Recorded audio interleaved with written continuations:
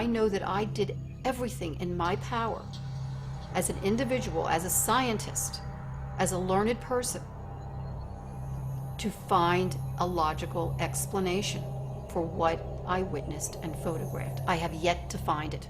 If anything, it has opened up a whole new world to me that I never knew existed.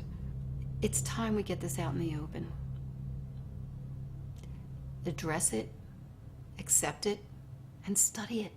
When there's a documentary that shows that there's a whole bunch of us that have managed to suspend our disbelief long enough to listen to each other and to inquire and to share, that it really brings the sharing closer. And more people will come forward and share. And pretty soon it'll be a groundswell. The whole purpose is to educate people, educate young people, because there'll come a time where they're going to have to deal with this, and it shouldn't be through fear. I'm excited that children might have the chance to really examine data themselves, to not be convinced by the opinions of people before them, positively or negatively, but to really have data that they can start making their own decision. We have to learn it at all generational levels, and bringing the children up to understand these phenomena is vital.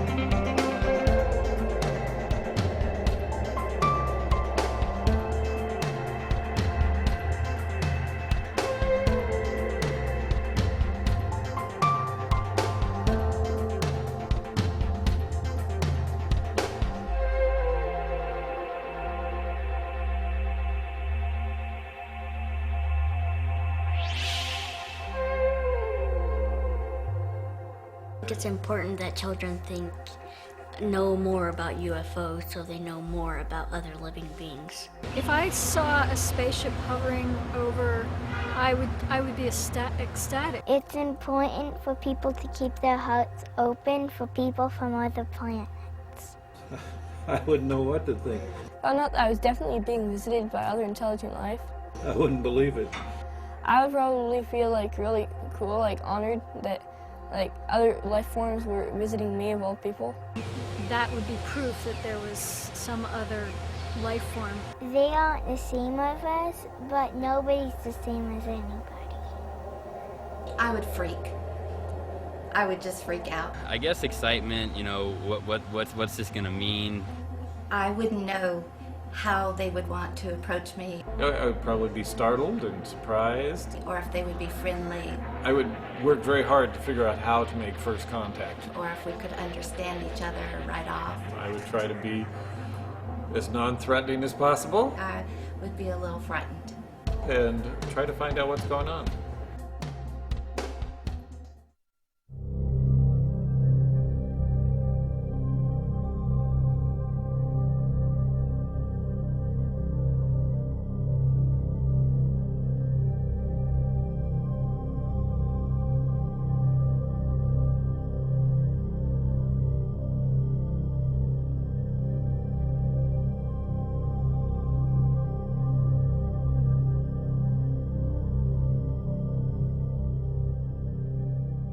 In 1995, both my husband and I witnessed 3 amber orbs in a triangle formation, one on top and 2 closely aligned underneath, very close to our home, about 100 yards from our home, hovering above a private desert area. It was startling and it was amazing. at the same time. There was nothing there but blackness and these 3 amber orbs. And something told me to take everything in, the size, the shape, the color, the distance. They were about 3 to 6 feet each, depending on how close or far away they were. They were definitely oval shape. And the amber color within each orb, and I call them an orb because the light did not extend outside the edge at all. It was totally self-contained. It was very uniform, amber color, and it didn't glare at all. Every other light out there glares. And we have a beautiful panoramic view of the city skyline, so we know what helicopters and plane lights and street lights and so forth, every light out there glares. These did not. Very soothing, very mesmerizing. And I thought, if I don't get a picture of this, nobody's going to believe it. And as I ran to the closet to get my camera, my husband calls me back. He says, get over here quick. One of them is disappearing. And as I rushed back, we both watched in awe as the top orb started to dim as if on a dimmer switch. It didn't budge at all. It didn't waver, it didn't take off, it just dimmed as if it was on a dimmer switch, as if once it disappeared, it was still there, but we didn't see it anymore. I got onto the balcony, shot a quick picture of the 2 bottom orbs, and immediately noticed an eerie silence, as if time had stopped. It was quite extraordinary, and as I'm staring at these 2 bottom orbs, I have to admit, it seemed that there was intelligent presence staring back. The thoughts going through my mind were, who are you? What are you? Do you know that I'm here? I'd love to meet you. And the next thing I remember, the left bottom orb started to disappear, and I quickly shot a picture of that. And that was the only picture that turned out at the time. But for me, it was quite amazing because it verified that something did happen. I caught a picture of it, amazingly, as one was disappearing and one was still there. I put it on my mantle and kind of watched it for a little bit and wondered if I'd ever find out what this was. Eventually put the picture away, but I have to tell you that even though the picture was out of sight, the thought and the memory wasn't out of my mind. Did not see anything for 2 years. 2 years passed, and not a hint of anything, even remotely close to these amber orbs. January 22nd, 1997, I noticed 3 amber orbs now at a distance far west on the horizon. And I'm thinking, wait a minute, even though they're in a line formation, they were amber, they were in a formation, they were hovering for minutes, strangely similar to the 95 incident. The next night, the 3 amber orbs are now in front of South Mountain. And I knew they were in front of South Mountain because there's red blinking warning lights for the airplanes that are coming into Sky Harbor just in front of South Mountain. And this was definitely lower and in front of South Mountain. And I thought, enough, I'm getting my video camera. I ran downstairs, I grabbed my video camera, I got out to the pool area. I took about 18 seconds worth, the battery went dead. I walk inside, hook up the battery, run outside, they're gone. Now this was about 8 o'clock. About a half hour later, my husband comes up the drive and I gingerly walk outside and I said, honey, remember I told you about the amber orbs far west last night? Well, about a half hour ago, they were right in front of South Mountain. As I'm pointing, like this, they reappear in the same spot. And I thought, I have to get a picture of this. And I ran upstairs, I grabbed my 35 millimeter, get out onto the balcony. As I'm ready to shoot the 3 bottom orbs, suddenly 6 amber orbs in a row, totally equidistant from each other, massive span across, pop up above the 3. And I started clicking away.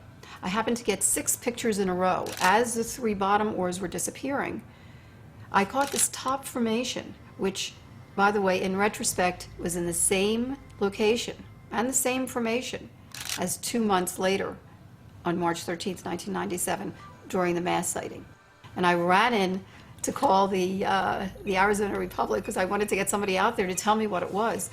And I get an operator on the phone, and I said, quick, you got to get somebody out there. There's some strange lights in front of South Mountain. Please, get somebody out there, take a picture of it, whatever, but tell me what it is. As I finished my sentence, they're gone. By the next morning, I figured there must be a logical explanation, and I called the Arizona City desk again and asked if anybody had called the night before to report strange lights in front of South Mountain. The operator got off. She got right back on. She said, nope, nobody called. Well, I know I called. So I said, well, we did see something that was strange. Who can I call to find out what they might be? And she said, well, Luke Air Force Base sometimes sends out experimental maneuvers, and they don't tell the public about them. And I thought, oh, that might be a good lead, and I call Luke Air Force Base. I get a woman lieutenant on the phone and tried to be very professional. I said, my husband and I are both physicians. We live mountainside in Paradise Valley, and we saw some strange lights in front of South Mountain last night. Do you know what they might have been? And from the get-go, she had an attitude, and she said, well, they didn't come into Luke Air Force Base, and they didn't come out from here, so we had nothing to do with them. I said, well, be that as it may, we did see them. We both saw them, and I did get some on video. Somebody has to know what they were. They were really, really strange. She said, well, you mentioned it was in front of South Mountain. Maybe somebody saw something at the airport, which is in front of South Mountain. And I thought, oh, that's a great idea. So now it was a mission. I had to find out what this was. I got the FAA on the phone. I told him the same thing, and he said, actually, there were 3 at 8 o'clock. They looked on radar. They didn't show up on radar. The 3 disappeared. At 8:30, the 6 popped up. The air traffic controllers at Sky Harbor Airport saw the same lights, but did not see them on radar. And they've seen flares before. In fact, from their vantage point at the tower, they wouldn't be able to see over the angle of the mountains and see over into the Barry Goldwater Range. After he picked up binoculars to look, it was that unusual. They were 6 points of light that seemed to be attached to something, but they couldn't see what it was attached to.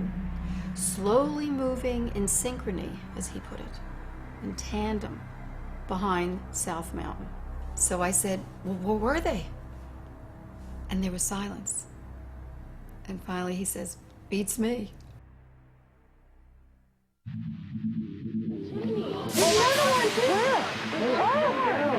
Major sighting here. On the 13th of March. Weird happenings in the skies over Phoenix recently. And no one seems to be able to explain what it was. Suddenly 6 amber orbs in a row, totally equidistant from each other. There are another 10,000 Arizonans who saw the Many same investigators thing call at it the same time. the largest sighting ever. The availability of witnesses was extraordinary. The data speaks for itself. Plus, I have photographs that cannot be explained or denied. Thousands of people saw more than stars in the night sky. The mystery remains unsolved and controversial. Last night, shortly after 8 p.m., hundreds, maybe thousands of Arizonans reported seeing a triangular-shaped object with 3 distinct lights. People say they saw strange lights all over the state. There was nothing there but blackness and these 3 amber orbs. The people who saw the lights will say the lights were orange, they were bright, and they were big, and they were like nothing they've ever seen before. And there's been no official explanation. This didn't look like anything I'd ever seen in my life. Eyewitnesses who saw it say it's like nothing they've ever seen before. On March 13th of 1997, I had left law enforcement and I pursued private investigations work. And I happened to be at 27th Avenue, Van Buren, doing some paperwork. I just would look up every now and then, and I was writing my report, and I just looked up and something kind of caught my eye, because it seemed just to kind of be floating and just a constant speed, but nothing that I could associate with. I went outside, it must have been around 10-ish, and I'm looking off towards the north, and kind of coming in directly at me are these 3 enormous lights, and they're moving incredibly slow. And this really piqued my curiosity. That evening, the hospice volunteers and I were out on the patio discussing our patients and discussing the work that we were doing with hospice. And we were so engaged in conversation and looking at each other in the eye that all of a sudden, when somebody in our group said, "Oh my gosh, what is that up above?" we all looked up at the same time and saw this amazing, huge, dark, silent object that appeared to just be right over our heads. It was awesome. I mean, we were telling ourselves not to blink. It was very close to the ground. It was just like floating over the housetops. Pilots tell me when they make the left turn to go towards the Salt River to the north that the altitude is less than 3,000 feet. The object I saw and my wife saw went under this plane. The first thing that struck me is that they were just in a V-shaped formation. Well, it's at night, and guys wouldn't have been flying in a V-shaped formation, in a VIC. We'd call it a VIC. So they would be in a VIC, and then all of a sudden I realized, wow, I don't see any navigation lights or anti-collision lights. So now I'm looking at 5 lights passing overhead silently at a very slow rate. And it also occurred to me that they were flying too slow to stay in the air if it was an aircraft. Many of the witnesses to the March 13th event described a V formation of 5 lights with 2 lights trailing. In fact, there were a couple of witnesses that described the 2 lights docking and undocking onto the array of 5 lights. Now here we have in Dr. Kitai's photographs a full 2 months before the Phoenix sighting, we have 5 lights in a V formation and 2 trailing lights. So obviously this object was around for a long time before then, just something made it decide that it was going to fly over the entire state on the night of March 13th. We could not see the whole object from front to back, from side to side. It was so big. I would gauge this object to be several football fields. I mean, like a mile, maybe more than a mile, maybe even 2 miles. It was huge. And it just kept going over our heads and going and going and going. And it seemed like we could actually just reach up and touch it. It was so low. I like to use the old peace sign, you know, stretch it out. But it was something like this. And as it passed, all we could really see was the left wing of the craft as it passed in front of us. That was how low it was as it passed. And as it started to pass in front of us, I put my hand up to where the nose of the craft was, and I took my other arm out to where the end of the wing was, and it was well over 30 inches. And I said to my wife at the time, I said, that's a mile long. The lights did not move relative to each other. Had they been in a formation of separate aircraft, there would have been a slight relative movement, I would have perceived, and they stayed pretty much just locked in position. So I'm pretty sure it was a single aircraft, wider than any other aircraft flying today. It was quite obvious to me this was not a conventional aircraft. As the craft flew overhead, the lights resembled can lights like you see in the ceiling, so fairly defined as circles in this V-shaped formation, but no harsh glare to them. What struck me was the sheer size of these lights. It was an orangish amber light, and it was so rich and lustrous, it's almost as if the objects seemed to be comprised of the light itself, which is strange. But imagine if you could, that light would have material property, the physical property. It was almost as if the orb was crafted out of light. They are absolutely perfect in every aspect of every geometrical aspect that could be observed. They were perfectly, uniformly round. They were perfectly, uniformly equidistant. Video doesn't do it justice. In real life, they're huge. They're amber. There's no flaring. They're like a ball. On the video, they flicker, they're white, they're much smaller.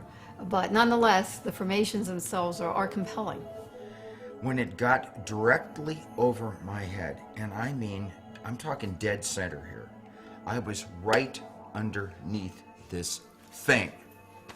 And I look up. It was like there was no filament in this thing. They appear to be in a canister. There was light swimming around in this shape or form. They didn't glare. They did not emit like a beam, like a floodlight, like landing aircraft light. There seemed to be some depth to them. I noticed it was a triangle shaped with 3 huge lights, and they weren't beaming down like landing lights. They were just big balls of light, but very pretty. They blocked out stars as they moved.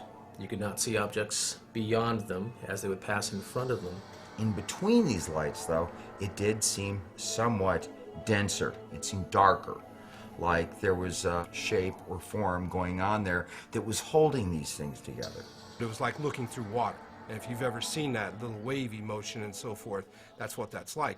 What absolutely struck me as being eerie beyond belief, the immense size of this thing would have to be controlled by something that had a pretty strong engine just to sustain flight. There was not a buzz, there was not a hum, there was not a jet engine, there was not a prop engine, there was not a jet prop engine. There was absolutely no sound at all. Just three beautiful lights coming towards us. And it seemed to move effortlessly, just glided right over. This was one solid object, one craft, one big, large boomerang. Everybody that called me said the same thing. It was huge, it was slow, it was low, it was totally silent. They could see some lights, somewhere between 5 and 9 lights on it at any given time. The lights were not like spotlights, they were more like glowing, gaseous globes. What struck me immediately about the Phoenix Lights incident was the sheer number of witnesses. The availability of the witnesses. This was peak time for the comet Hale-Bopp that seemed to come out of nowhere a few months earlier. It brought thousands of people out of their homes in the early evening to see what the comet would look like as it got closer and closer.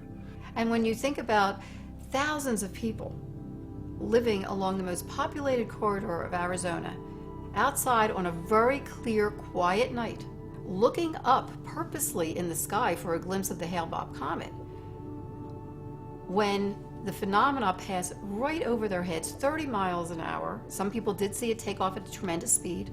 I think they went out of their way to let us know that they're here. That was a parade that came right through Sky Harbor airspace, protected airspace, right through downtown Phoenix. When we first started getting the calls, it was more in the north area of Phoenix, and as the calls progressed, it was traveling central Phoenix and south Phoenix. Everyone described it the same way. It was 5 lights or 7 lights, V or wedge-shaped. It was low. They said very low. It was huge. People said it was a mile wide. Some people saw the lights attached to the V-shaped craft, but most of them did not see the craft. They just saw the lights in the V-shape. The one call that stands out most is a lady that lived on the base of South Mountain, and she said it flew literally over her head. She could see the craft, and I remember her saying it was silent, couldn't even hear a hum, and that one really, I really pictured the craft from her description. The objects that were witnessed were clearly, they were intending to be seen in terms of appearing over mass, the concentration of population of the whole state, coming down I-17 virtually from stem to stern. We're talking the entire state of Arizona, from as early as 5:30 p.m. all the way till as late as 2 o'clock in the morning. It was not one event or 2 events, but it was many events. 10,000 people approximately witnessed this, one of the largest experiences of this sort ever recorded. The Phoenix Lights phenomena didn't seem to be falsifiable in any way. It was being validated by most everybody that saw it. We had hundreds of calls. They were all saying the same thing. You could tell they weren't on drugs or drunk. They weren't kooks. They were legitimate people calling. We just couldn't believe it. Nothing like this has ever happened. I worked there 24 years. Never, ever had calls like this, ever. We found quickly that there was a complete cross-section in the Phoenix Lights witnesses of our society, from truck drivers to attorneys, doctors, lawyers, aerospace people, military. Air traffic controllers on duty who could see the lights but not see them on radar. We all were swamped with the strange lights in the sky calls. There were about 15 of us, and they all said about the same. We just said the same thing. We didn't know what to say. I mean, it never happened before. And, we aren't trained in asking UFO questions, so we just tried to reassure them that, we're doing what we can, which the officers are aware of it. I said, all right, the police helicopters are up, so we're doing what we can do. Just from what you read in the press accounts, I think they profoundly affected a lot of people. If you could have heard their voices, they just were astounded. When they saw those lights, they knew it wasn't something of this earth. It wasn't flares, it wasn't a helicopter, it wasn't anything they'd ever seen before. It was totally not of this earth. My emotion was that of just kind of wonderment and trying to figure out, what am I looking at? What am I seeing here? I wasn't frightened. I was just in awe of it because it was so abnormal. I don't remember anyone being frightened. They were just amazed and excited and like unbelievable what's going on. They just wanted to know what is going on. What is that? Do you know? Usually when you call the police, you get answers, and we didn't have answers for them because we didn't know either. none of us was apprehensive about what we were seeing. This was the very interesting part looking back on it, and I especially was very, very intrigued and excited with the idea that this is something miraculous that's happening right now. This was a planned event. It was not accidental. It was very well orchestrated, to say the least, even an elegant production, if you will. I was looking at the newspaper to see if there was any information on the strange lights in the sky. I found a very small article where it quoted a Phoenix police spokesperson who said the 911 center only got a few calls on the matter. And I thought, this is ridiculous. So that night when I went into work, I talked to my supervisor and I asked her, what gives? You know that's not true. She said, I know, but I have no idea, why they said that. And I was just thinking to myself, oh, the cover-up begins already. After I heard all of this over the next couple of months, I thought something really strange has happened, and I want to know what it is. It was Jim Delatosa that suggested to a producer that was interviewing us for the Phoenix Lights that if they wanted to try to get a public official to make a statement, they should just go down to City Hall and see if they could corner someone. Well, they happened to catch Frances Barwood when she was on her way into a city council meeting. As I was going into the meeting, I was stopped by a reporter, and she had with her a TV cameraman and a microphone man, and they started asking me about these lights that went over Phoenix.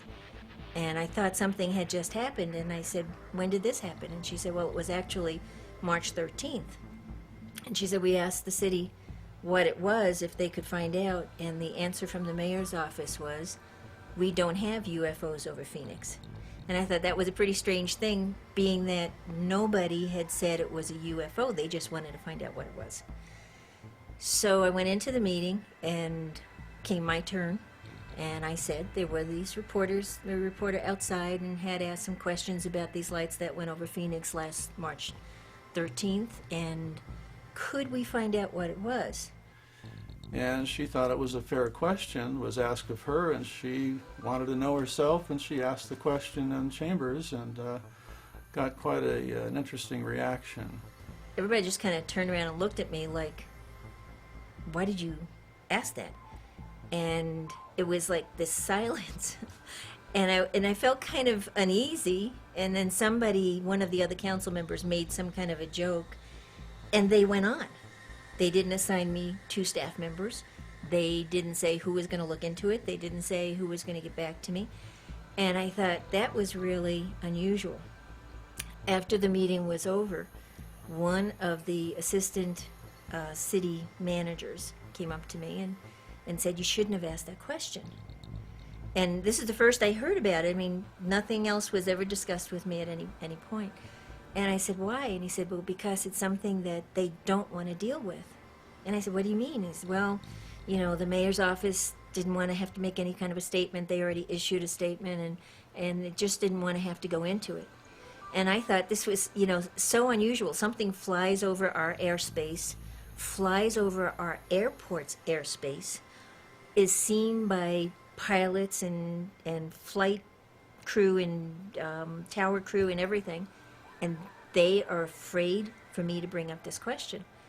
When this all started, the reason that I asked the question about this incident that happened on March 13th, 1997, which has come to be known as the Phoenix Lights, was because I thought, this is a public safety issue, and we need to know whatever it was in case it comes back, in case, it happens again, or in case there's a danger to the people or buildings or whatever, because we have antennas that are high.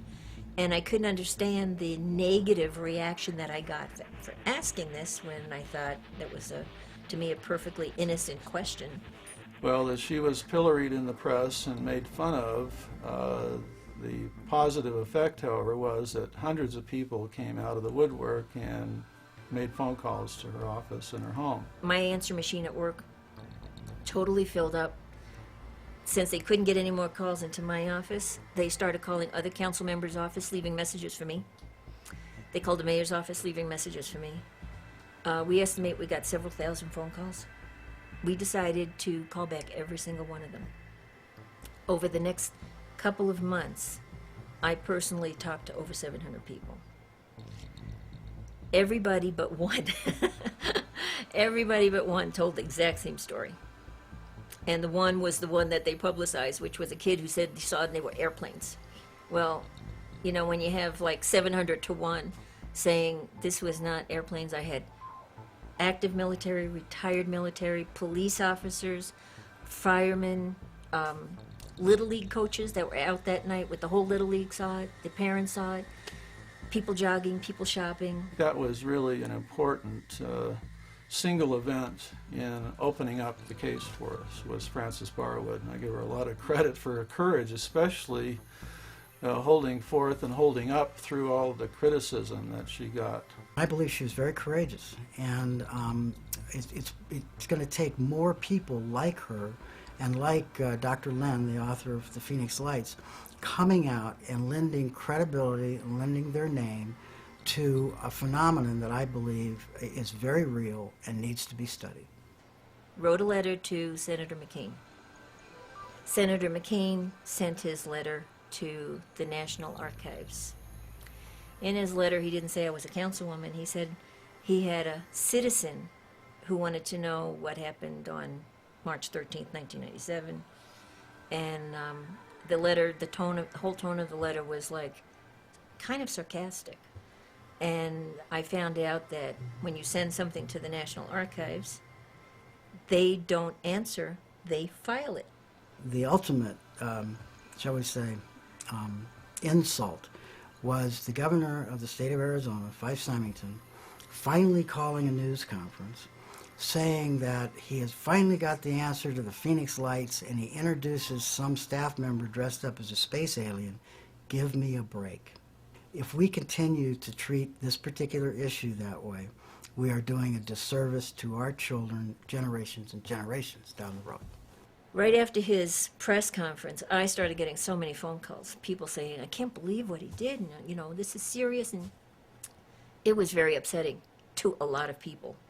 And people got very angry because here is the top elected official of the state making fun of what I estimate to be close to probably 10,000 people saw this. Pay attention to what went on here. Pay attention in particular to the witnesses, the citizens, because the government's not going to provide the answers. Don't lean on the government. Don't point the finger. Don't go to court. Don't waste your time, because they're just doing what they're supposed to be doing. They're trying to preserve the national security. That's their job. It's important that they maintain secrets for our defense, because there's a lot of strife in the world still, a lot of crazy people. We're, of course, in the age of terrorism. So let's not point the fingers at the government. Let's open our arms and our minds and our hearts to the citizens who have extraordinary tales to tell. When they came out several months later, 5 months later, with the flare explanation, I immediately knew that that's not what we saw. That was just ridiculous. Flares go down, they don't float across the sky. Being in the military, I've launched those flares, and they were not flares. As flares fall, you know, up and down. They don't fall. Even in the wind, they don't maintain that altitude. Not one of my callers ever said that they were in a downward motion or flickering out. They were all the callers, they were traveling. Most of them just saw the lights, 5 to 7 lights. Some of the callers did see the actual V or wedge-shaped craft, and it was a craft, it was not flares. This is off of the video from Dr. Kitai, and we have the triangle formation again. You know, airplanes dropping flares would have a difficult time getting a perfect triangle time after time. The flares that the military claimed they dropped on the night of March 13th would be an illumination flare, which would provide light for people on the ground to see what the enemy might be doing. I do work with flare on a daily basis. They weren't flares. I knew they weren't conventional aircraft. Flares emit smoke, and the illumination from the flare would illuminate the smoke as well, so you would have a trail from the flare leading up. These lights up here represent aircraft flares. If you notice, they're not in any straight line.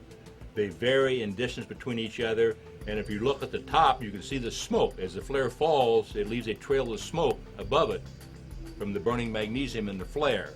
Flares are moving relative to each other. They're moving at different speeds. The Phoenix lights are rock steady. When you're looking at these points of light, if you were trying to decide are they part of a large vehicle or are they aircraft flares, what you would look at is the position. In this case, these points of light stay identical in relationship to each other. If they were aircraft flares, they would be dropping slowly and moving laterally back and forth relative to each other. If I do a histogram of frame 1, frame 100, frame 200, we're running video 30 frames a second, 1,800 frames a minute. So we have almost 6,000 frames. So I take every 100 frames, measure the brightness, see if it's changing. And if we built a graph over time, flares, the graph of the change looks like this. The Phoenix light, flat graph. I have footage of these objects from upwards of 20 minutes, so there was no way that it was a flare. The notion of flares and things was just so absurd once seeing the pictures that you discounted it immediately. And I realized it was a manifestation that there was intelligence trying to let us know we're here. Now, let's look at this. As we had more people come forward through Francis Barwood going public and asking the question, hundreds of people came forward through that, to a great body of case reports we had from Peter Davenport at the National Center.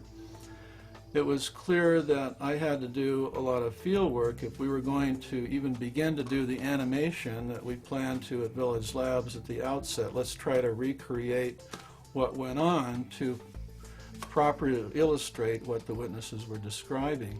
We've done motion studies of the different witness drawings, the different videos that we had, and built a scientific model that we then turned and moved it in as many positions as we could to find something that was either a formation of lights or lights on some object that no matter how we moved it, it fit with what was on the video and what the witnesses said.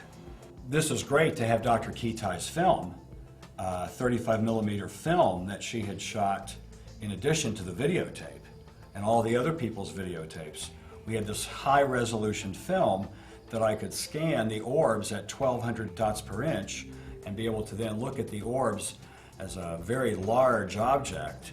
I can look at the very fine gradations that are out on the edge. I can look frame to frame to frame for changes, or that it's remaining the same.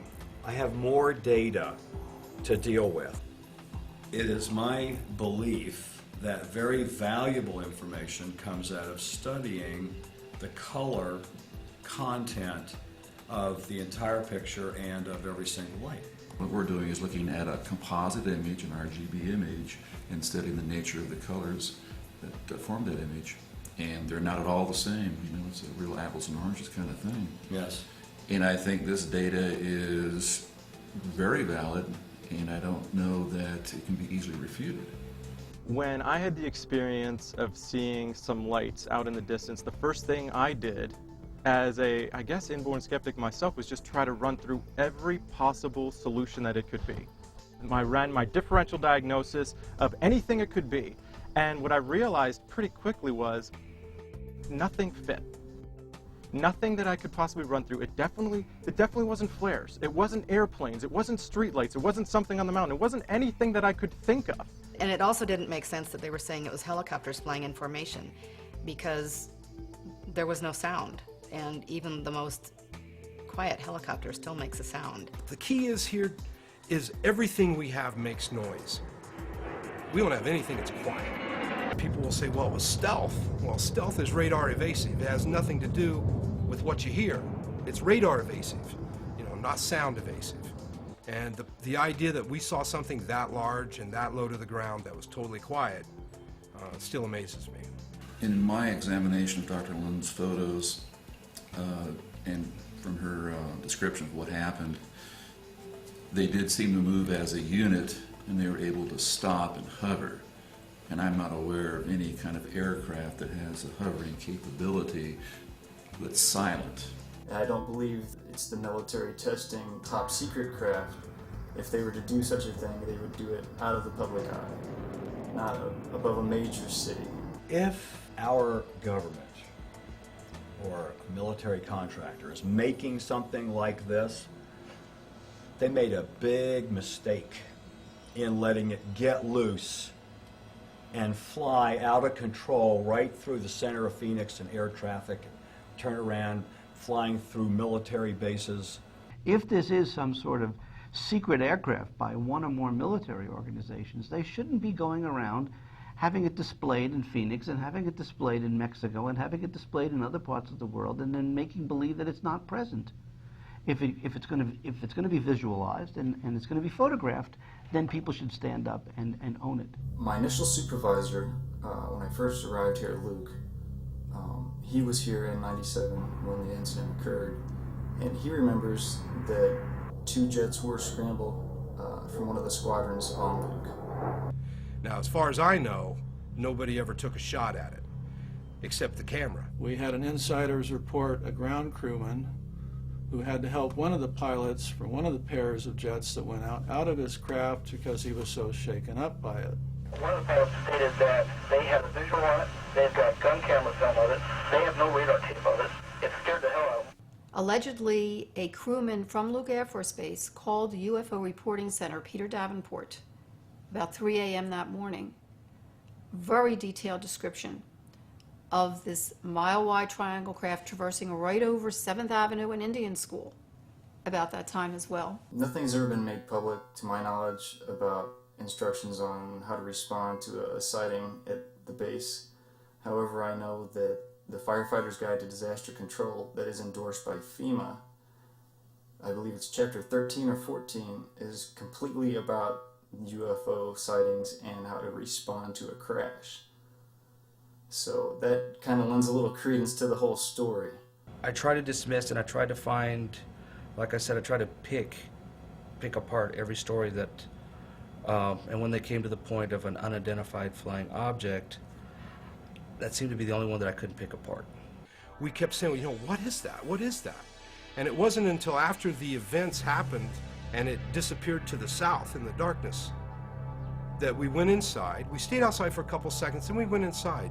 And she sat on the couch, and I went to the bar, and I sit on a stool, and I took my glasses off, and we stared at each other for 5, 10, 15 minutes, who knows? And I got up, and I wanted to go back outside, and as I grabbed the door, I looked my wife right in the eye, and I said, we just saw our first UFO. And she looked at me back, and she goes, I know. It was just amazing. The credible, wonderful, detailed descriptions that witnesses shared. And you knew it was from their heart. You knew that they had seen something extraordinary.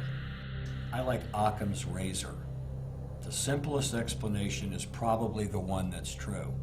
It's an extraterrestrial spacecraft.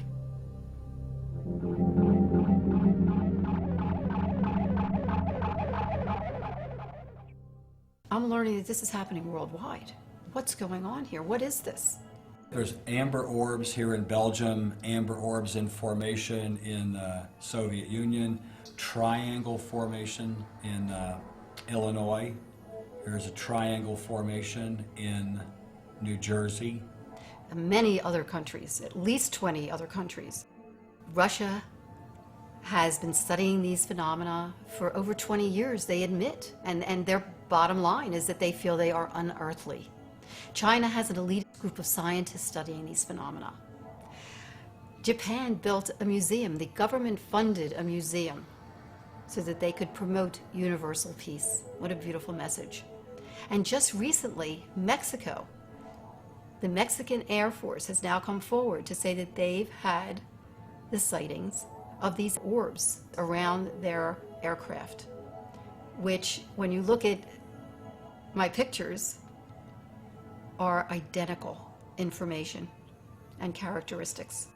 When you test the Mexico orbs, blow them up big and look at them, they look just like the Phoenix lights.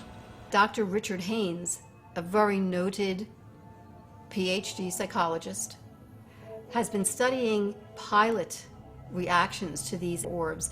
In fact, he's also studied what they called Foo Fighters in World War II. The identical phenomena, these rigid orbs in formation, just like what my husband and I saw outside our bedroom window in 1995. They've been around a long, long time. Throughout recorded history, humans have been fascinated with the nature of light beings, of anomalous lights in the sky, which we sometimes interpret as angels, or we sometimes interpret as light beings, or we sometimes interpret as ETs, or we interpret as literally the shining God herself or himself. Maybe these things have been occurring all of the time and we just haven't been paying attention to them. Or we've been told, like in The Wizard of Oz, pay no attention to the man behind the curtain. There's way too much information, biblically as well as just religious writing, that talks about visitations, angelic presences, being taken up in a ball of light, Ezekiel's wheel. You could just go on, Bible story after Bible story talking about what was happening. Now, if we just start discounting witnesses and witness testimony, then we get in an awful murky place where we'd be tossing out probably 90% of the Bible. There are tons and tons of paintings and pictures from Europe from the 16 and 1700s depicting things flying through the skies.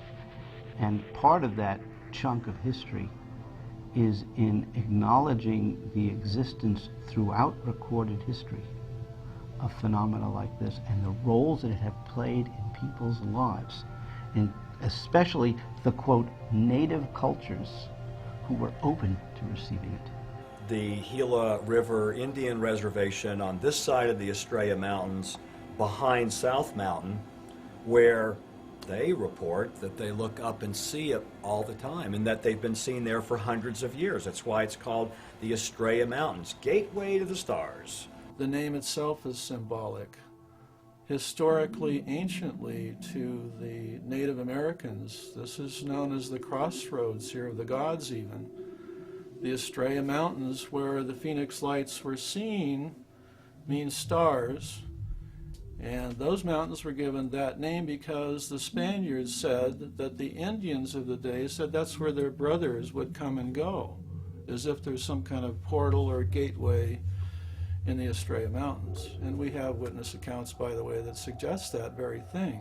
The lights are called the Sky People. Some of the Native American tribes, everyone is very differently. Some of them go out to seek them, to seek their knowledge, to find out what they know. And even further, other governments like the Belgian government, the French government, the Brazilian government, the Mexican governments have now opened up their files on all of this and simply supporting what we're saying here. As far as our culture goes, we're way behind actually defining what I believe is a very real reality that a very high percentage of people have experienced. I saw the Phoenix lights, and then I saw very large orbs at a later date, 3 or 4 months later. Beautiful color, amber, and knew that they were intelligences and felt the emotion evoked in me was one of great warmth. It has been reported many, many times that the witness felt that there was something in that light, a thought form, an entity, an intelligence, guidance and control that was behind it, knew that they were there. They could sense it, that they could feel it. That really set me on a journey for 7 years. The first 4 years of which I actually started looking for a logical explanation, for a source and meaning for what I had witnessed and photographed. The more I look, the more I found. Such credible data from scientists, astrophysicists, nuclear physicists, astronomers, optical physicists, and on, that had been studying these phenomena for 20, 30 years. I had no idea. I've been involved in hundreds of UFO cases in in-depth investigation. Thousands of pictures that I've looked at. About 1,000 I've really examined in detail. And when you look at the totality of the evidence, what is unique about Dr. Kitai's data, it is the most consistent, systematic, replicated set of information over a prolonged period of time that's been independently observed at various times by multiple individuals. This is the only case that I know of where this much data exists over this amount of time, prior to and after a significant event. This is one of my favorite photographs taken by Dr. Kitai. Taken camera in the same location, the lights in the same location as the Phoenix lights, but taken a month after 9/11. The film was what convinced me that the characteristics were not those of these halogen lights and airplane lights and all the other kind of lights that I could get a measurement on and look, make the graph of the different kinds of flares and separate out the color and the brightness. My conclusion about the Phoenix lights is that there is nothing that I can get a match to at the data table. It's not Hale-Bopp, it's not stars, it's not aircraft lights, it's certainly not car lights. For a number of reasons, it's not flares. If it's not some sort of technology that's made by us, then we have to seriously entertain the hypothesis that it is some sort of expression of highly intelligent beings. The size of the craft on the Phoenix Light display seemed to be far beyond anything that we have as a homegrown craft. So my suspicion is that it's precisely what we think it is. It's an alien craft. Ultimately, it's going to be the people that will sort these things out rather than the government. And the worst thing that can happen to us would be as if the government said, well, it was flares, go back to sleep. For a long time, since the 1940s, there's a concerted effort to try and keep this material from the public. And one of the easiest ways to do that is to hide it in plain sight. Make it so that credible experiences that come out, credible reports, sightings are surrounded with ridicule, surrounded with the debunkers who try and give prosaic explanations for something which just defies explanation. There is a small percentage things that cannot be explained. But even if it's only 1% that can't be explained, or if it's 1/1000th of 1%, that's enough. It only takes one. The Phoenix lights are tremendously significant because they're another wake-up call for people who are skeptical or people who are secretly wondering what it's all about. And the Phoenix lights were so visible, seen by so many, and so publicly acknowledged, even in the media. If you can create a structured controversy, say, we're going to let the flare story happen, knowing that a lot of people aren't going to believe it and some people are, but let's see how it goes. And then let's get on the phone and let's call up USA Today, CBS, ABC, NBC, MSNBC, and let it trickle down through the news management that we think this story should be covered. You get your people there. And it happened. It happened in a big way. It happened fast and turned a lot of heads, made worldwide news, and then it was denied. Why wouldn't all these news media people who are in a perfect position to investigate all this, why aren't they at the least bit curious?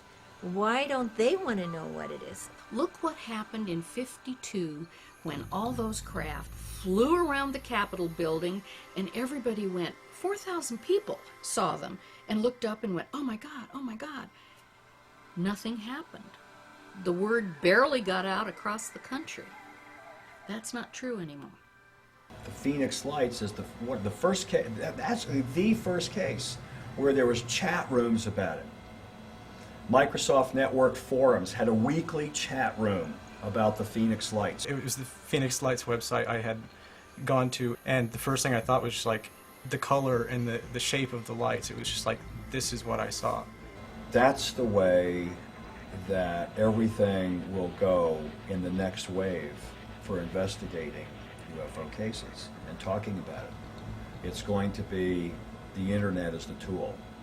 So as sightings like the Phoenix Lights have happened elsewhere in the world, people can go, hey, it's just like we saw in Phoenix. So many witnesses, thousands and millions of witnesses all over the planet are telling the media all over the planet basically the same story. Phoenix Lights had global impact because of the international news that happened about it, not dismissing it. Not only was it a very significant mass sighting, many investigators call it the largest sighting ever, lasting the longest amount of time, seen by the largest number of people. Grand scale. But at another level, global media. It was all over the news everywhere for a long time, months and months. And then every year, it gets on the media again because there's something significant about it. When I first joined the military, I put in for Luke for the simple fact that the occurrence of 97. I was hoping to maybe see something myself. When the orbs returned in January of '98, I was on the roof of our building at Village Labs, having been on alert. Dr. Lynn called. We had been alerted that the orbs had been showing up the nights before. So everyone, the Phoenix Lights Video Witnesses Club, if you will, were all ready with their cameras in their various positions around the valley. When I first stepped out on my balcony and saw the two amber orbs to the southwest, I dropped my soda on the balcony and ran in to grab my video camera. And I put the spotter scope right on it, and zeroed in, and it stayed right on it. And what was extraordinary is that light went off and it came on again over a 20-minute period, and it did not move from that position because it stayed fixed in the scope. I have to tell you, I was really deeply impressed by the display that unfolded.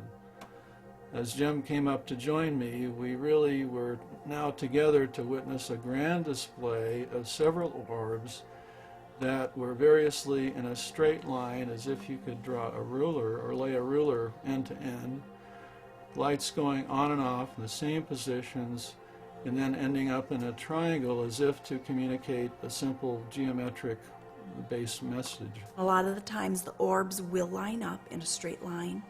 They'll move into patterns, mostly geometric patterns. Greater frequency of the triangular shape. It was impressive, and we both reacted as if this was an extraordinary event and certainly not a display of flares thanks to the military. I've been sitting out on the balcony every night since. I've got some good footage so far, and it's pretty compelling. I think society is influenced, of course, by Hollywood and the perception that, you know, there's this fear element and that's a natural response. Hollywood has really trained us to feel that aliens are scary and they're going to hurt us, and, you know, there's really no way to know what to expect except for what we've been trained to believe. Hollywood likes the violence. All the movies and all the E.T. movies, every time E.T. and UFOs and all this is involved, 95% of it's violence, where they're attacking us, they're killing us. So a lot of people has a mindset right here that, hey, those are evil people, those are evil beings, they're here to hurt me. And yet, I think that's the furthest thing from the truth there is. If I would see something in the daytime, big, huge thing coming flying over, I think I'd be a little afraid. When children especially saw this mile-long triangle craft, they were scared. Their initial reaction was fear. But as it slowly passed right over their heads, silent, gliding right over them, not only children but adults as well felt a connection to the phenomena, felt a calmness take over them. Nobody I talked to said I was terrified. What they said was, I was amazed, I was astounded, it was incredible, I was excited. It amazes me that we got to see something that large, that low to the ground, that slow, no visible means of propulsion whatsoever, no noise whatsoever, and it was able to stay up, and it did no damage. If it were ours, the amount of propulsion needed to stay up because of our gravity, it would have destroyed buildings, houses, it would deafened people, people would have been wrecking cars. I mean, none of that happened. It was a totally friendly visit, No one was hurt. No one was scared. They didn't become blind, and nothing was dropped on them. Nothing had happened to me. Nothing had happened to anyone I'd known. Nobody was harmed. What most people experienced was this phenomenal sense of wonder and awe and appreciation for being alive and witnessing it at that moment. Once all these things came to my mind, I just thought, wow, what a neat thing. And that actually helped open up my mind to the rest of my life with a sense of wonder. Almost universally, people who have anomalous experiences with lights or craft or things that they see never recount it as fearful. Always recount it as filled with awe and wonder. Of amazement, of wanting to connect to these phenomena. Hopefully, as society matures a little bit more and becomes more comfortable about talking about these events, these beings, that fear will diminish. And I think if the fear continues, that's their choice. They're using that then as a defense mechanism to help them be comfortable with something they can't put a label on, something they cannot explain. If you're terrified of seeing something, and then you see something that you're terrified of, what are you going to do? Your own beliefs are going to color you to lead you to have a negative experience. So it's your belief structure that has prevented you from having the positive experience that's really there. When people recount an experience, it tells you more about them than it actually does about the experience. If they need to be angry, they usually vent annoyance and how dare they and that kind of thing. But over time and looking at it and comparing it with others, there is almost nothing really fearful about any of it. Imagine that you're an unearthly being. You want to communicate, you want to help. But if you appear, you show up in a seminar room, or you show up at the foot of somebody's bed, or you come down in lights, what's going to happen? You're going to frighten people. So how do you, if you could put yourself in their shoes, if there is a their shoes, how do you go about helping without frightening? It is important that people, at the very least, have an open mind. It is important that they are also very prepared and to deal with whatever happens. I discovered in my own research that these powerful types of experiences have happened throughout history in various cultures, but they're described differently in different cultures. One of the problems that a government or a church or anyone has in explaining the extraterrestrial situation is that it requires non-physical definitions in order to explain it. Both contemporary mathematics and contemporary physics acknowledges the fact that there are more than 4 dimensions. It's the most integrative of contemporary theories in physics, called string theory. It requires the notion of having 10 or 11 dimensions. And we typically can have a difficult time measuring things in 3 dimensions, let alone 4 dimensions, adding time. So just adding one more dimension makes all kinds of possibilities. Time travel, interdimensional doorways and gateways and things, that the rules would hold true interdimensionally for folks everywhere. Saints, angels, avatars, ghosts, intergalactic travelers all follow the same rules of interdimensional place hopping. We coexist. I don't think it's a planet far, far, far away.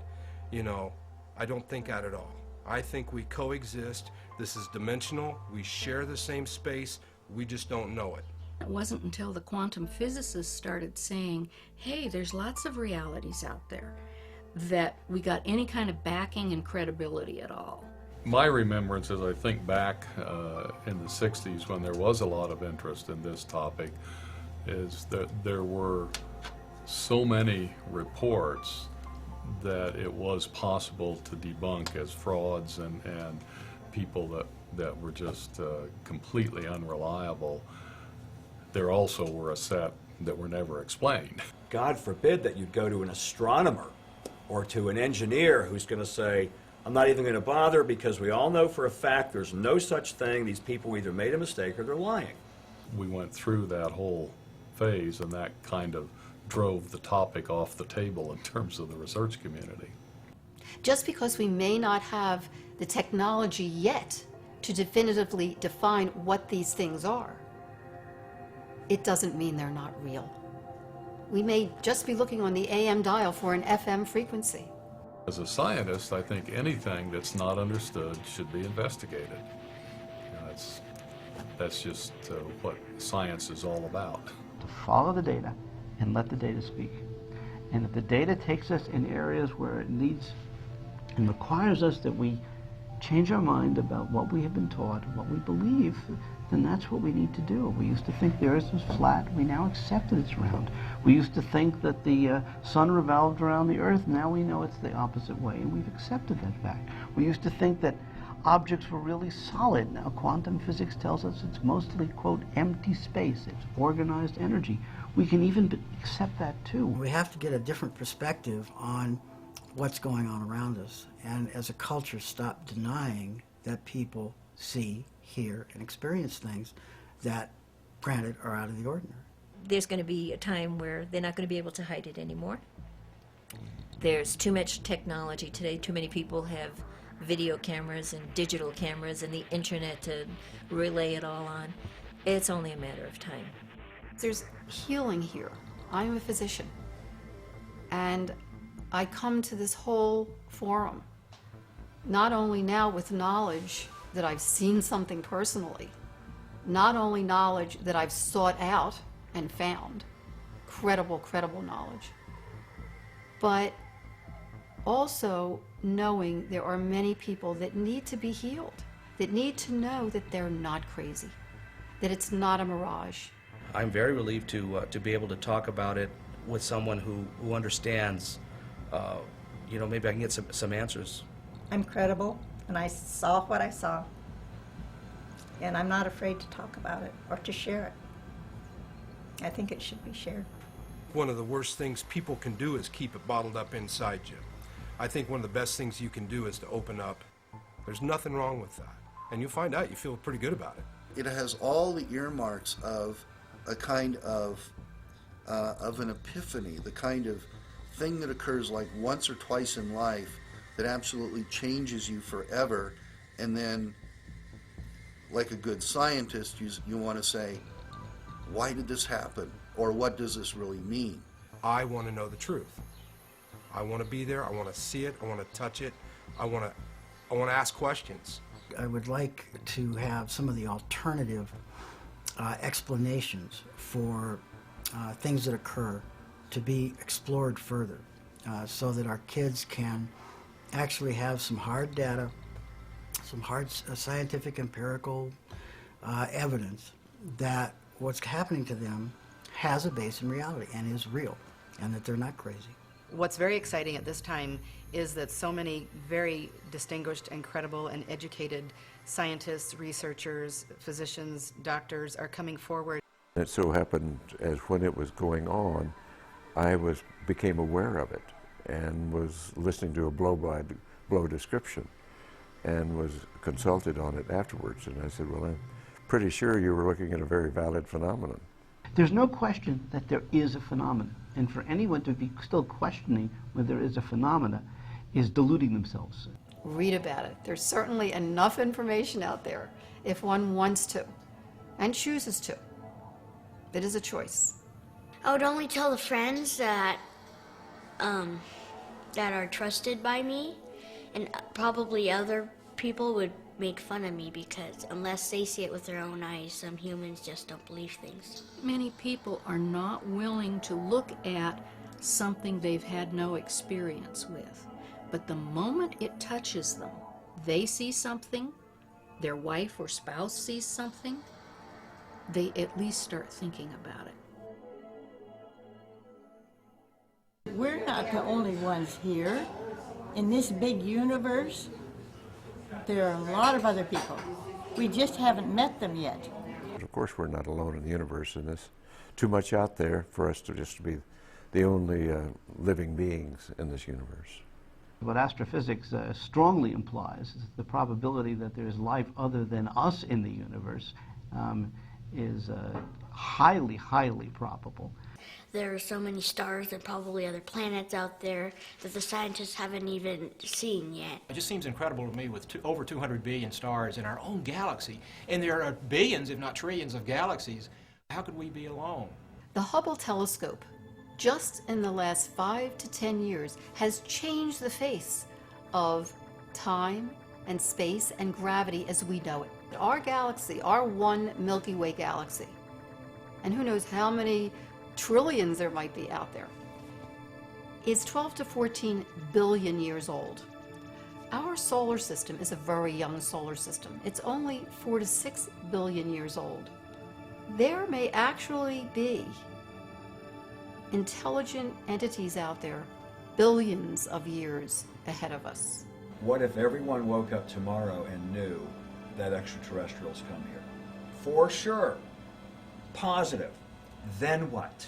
Maybe we would have more reflection on how we are being, as a people, as a nation, as a culture, as a planet. It would help us to wake up. It would help us to see that we're not the end-all be-all. So I think it would be a good thing. I feel that the event woke me up. That I got out of my daily routine of getting up, going to work, coming home, cooking dinner, eating dinner, watching TV, going to bed. You know, because you got kids, you got baseball, you got all this stuff going on. Life is such a routine.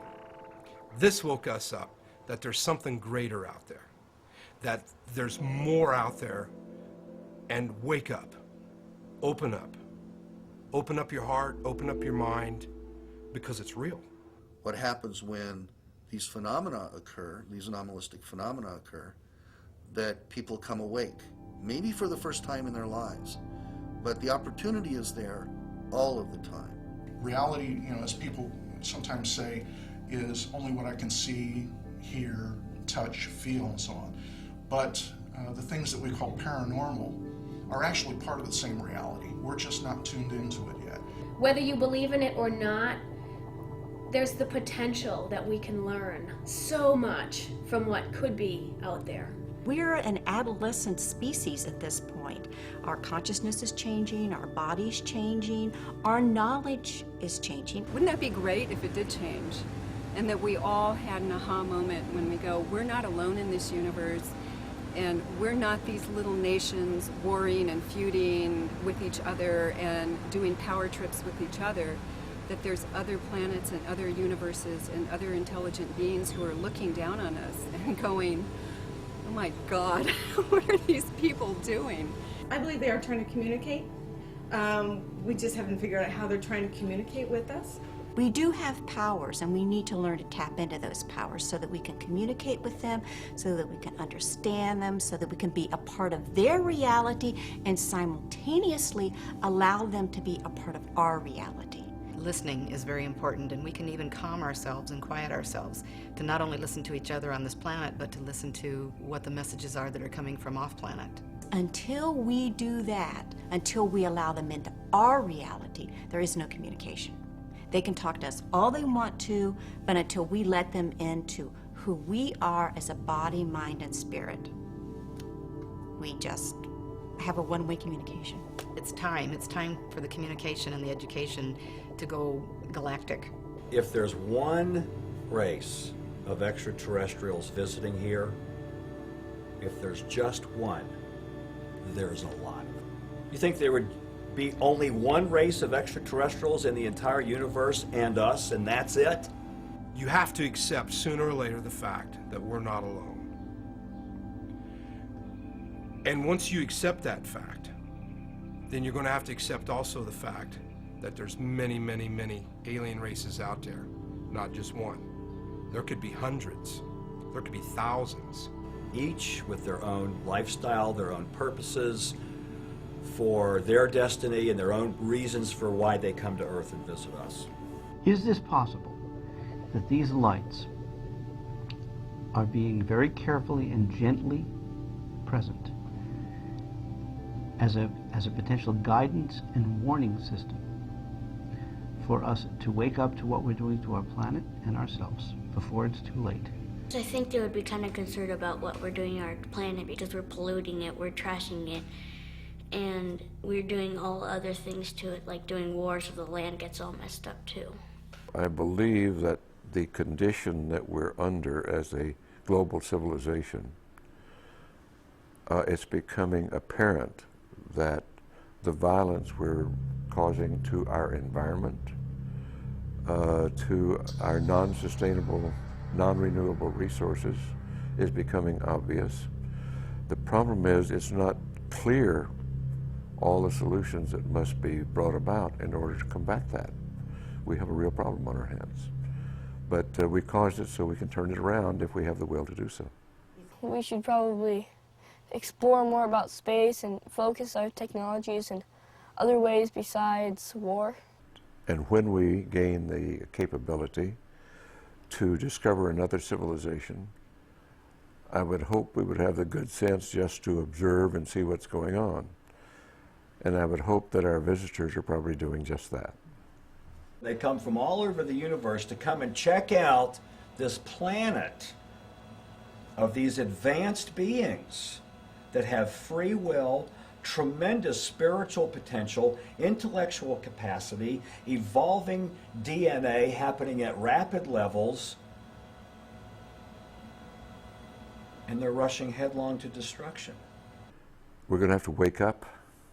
We're going to have to become knowledgeable. We're going to have to develop new science because we still don't know all the answers to the questions, who are we, how do we get here, where we're going, and our relationship to the cosmos.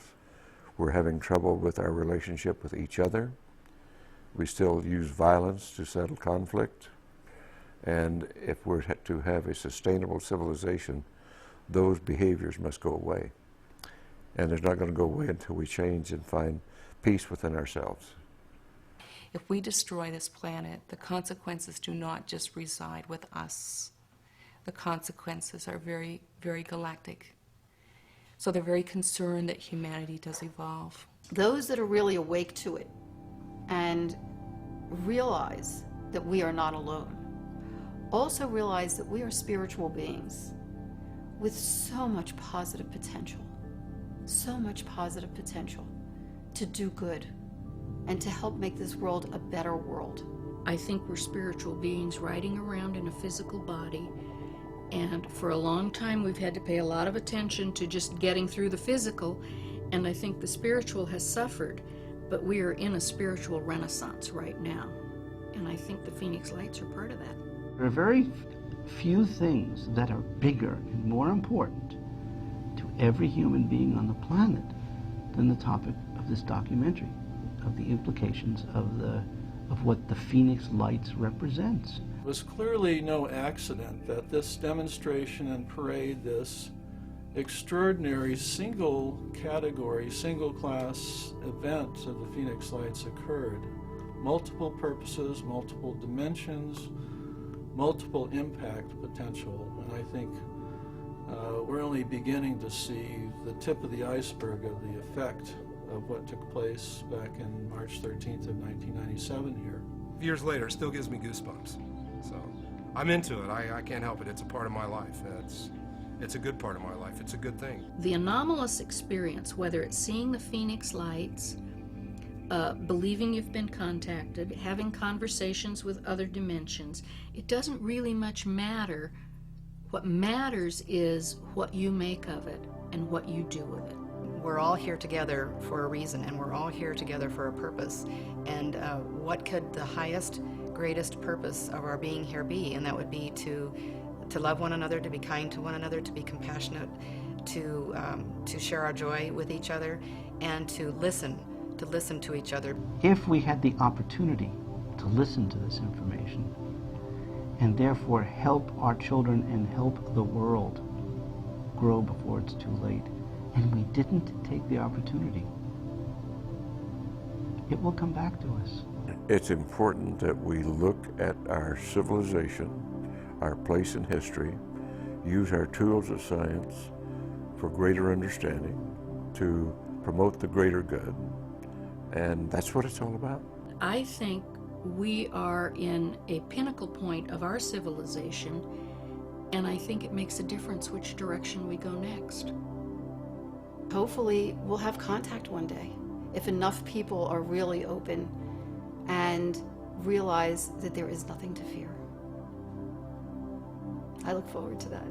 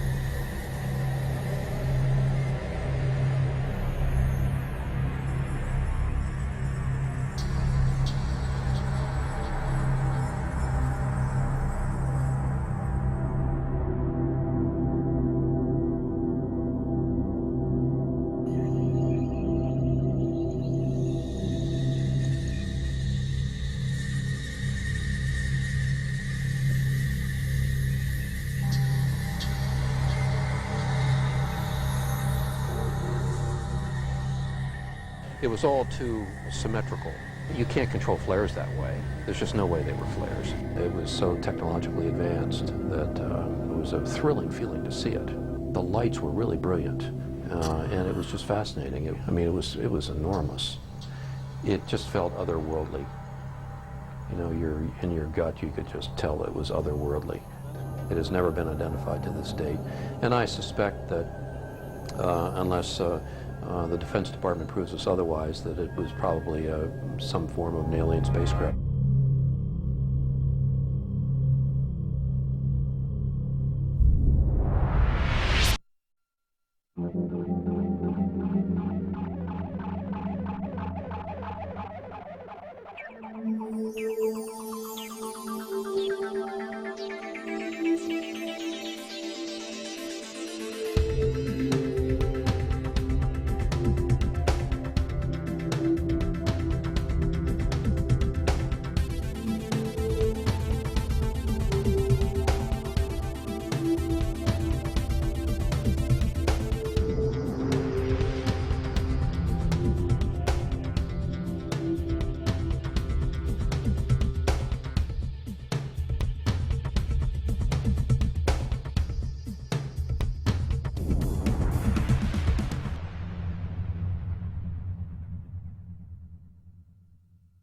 If a strange being came to my door, would I be scared? Would I be frightened? Or would I welcome it? I don't know. It depends on how ugly it is. If they would come to my door, I would say, well, come on in, let's talk. Let me find out more about you. That would be great. Oh, my. Such fun.